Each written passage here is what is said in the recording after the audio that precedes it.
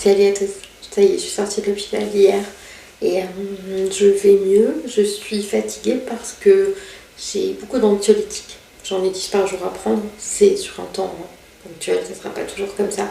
Mais c'est vrai que je suis légèrement shootée, c'est un peu compliqué. Mon corps m'avait déjà envoyé des signaux comme le zonage, je vous en avais parlé.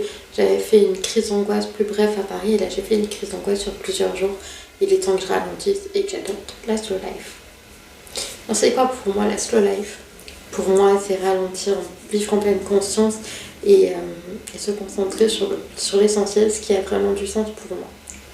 Donc les choses que je compte faire, une détox digitale déjà pour commencer, diminuer le temps passé sur les écrans. Il y a un jeu qui me rend addict, il faut absolument que je le bloque ou que je trouve un moyen, que je supprime de mon portable et que je ne puisse plus y accéder. Je ne sais pas, peut-être demander un mot de passe à Fred ou à ma mère, voilà. Et ralentir les temps d'écran. Et j'aimerais bien, d'ici peu, faire une détox digitale de quelques jours, 2-3 jours, vraiment sans portable, juste pour être avec moi-même et rien de plus. Pratiquer la pleine conscience, c'est très important. Parce que j'ai tendance à vivre soit dans le passé, à amener le passé, soit à vivre, soit à appréhender le futur. Donc il faut vraiment que je monte dans le moment présent. Et pour ça, il y a des exercices qui existent. Morgane en a parlé. Et un que j'adore, c'est se poser 5 minutes en regardant le ciel. Surtout que chez moi, j'ai une belle vue. J'ai vu sur la rivière, j'ai vu sur l'herbe, tout ça. Donc c'est beau. Et ne rien faire du tout. Mettre un chrono et couper tout. Juste être seule avec la nature. Ralentir mon rythme. Alors, ok, je travaille pas, ok, j'ai pas d'enfant, j'ai pas de chérie, voilà. Mais je voulais me sentir vivante, donc ces dernières semaines, j'ai eu tendance à vivre à 100 à l'heure et c'est pas bon du tout pour moi. Si je peux pas travailler, c'est qu'il y a une raison. Si je peux pas, voilà, il y a plein de choses que je peux pas faire au quotidien, c'est parce qu'il y a une raison. Et en fait, il est temps que je ralentisse et que je me consacre sur l'essentiel. J'ai pratiqué des loisirs créatifs aussi. J'ai commencé à lire des BD. Je tricote. J'ai fait ceci. Non, pas le pull.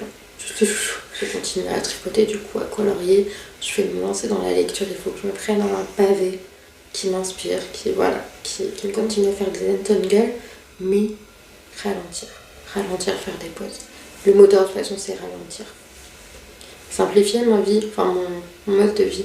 J'ai tendance à trop dépenser, à toujours être à droite, à gauche, à acheter des choses qui servent à rien. Clairement, on va chez Action. Regardez, ça, je l'ai acheté pour avoir un ciel étoilé. Je l'ai jamais utilisé. Et je dors avec le volet ouvert. Donc je vois la lumière, donc j'ai pas besoin de ça, clairement. Mais non, mais voilà, on achète plein de choses. C'est vrai qu'il y a plein de magasins aujourd'hui où on trouve des choses pas chères, ou même des boutiques en ligne. C'est vrai que j'achète sur Shein. Mais il est temps que j'arrête, que je me consacre à l'essentiel. Et surtout, vu que je vis en studio, je veux pas qu'il soit très vite encombré. Je veux vraiment que ce soit un nid douillet, un cocon où je me sente bien. Et pour ça, j'ai besoin de ralentir mon mode de consommation et d'acheter vraiment ce qui est principal pour mon studio. Une alimentation bienveillante. Je pense me faire plaisir.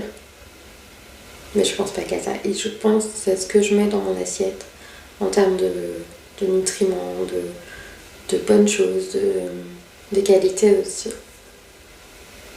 Et je recommence à cuisiner et j'y prends goût. Soigner mon intérieur. Alors c'est parce que j'ai décidé de ralentir que je vais plus faire le ménage. Clairement, cet appartement n'est pas trop dur à entretenir et là je vois déjà plein de petites choses que je pourrais ranger. Donc il faut vraiment que je continue ça, à prendre soin de ce studio qui est venu sur ma route. Voilà, il est venu sur ma route et c'est sans doute pour une raison. Voilà, donc il faut que j'en prenne soin. Au final, la slow life est primordiale pour moi pour éviter une nouvelle crise d'angoisse, car si je continue comme ça, je sais pas ce qui m'arrivera à la longue. Là, vous voyez que j'ai l'air vraiment fatiguée et j'ai pas envie d'avoir 15 anxiolytiques par jour, quoi. Non. Notre corps est fait comme il faut pour nous envoyer les bons signaux. Et si on n'écoute pas les signaux, ils reviendront plus forts. Donc il faut écouter son corps, apprendre à écouter son corps. Si vous aussi vous êtes senti stressé ou vous avez déjà tenté d'adopter la slow life, n'hésitez pas à partager en commentaire et à liker la vidéo, à vous abonner, à partager si ça peut aider quelqu'un. Voilà, je vous fais des bisous et je vous dis à très bientôt pour la prochaine vidéo.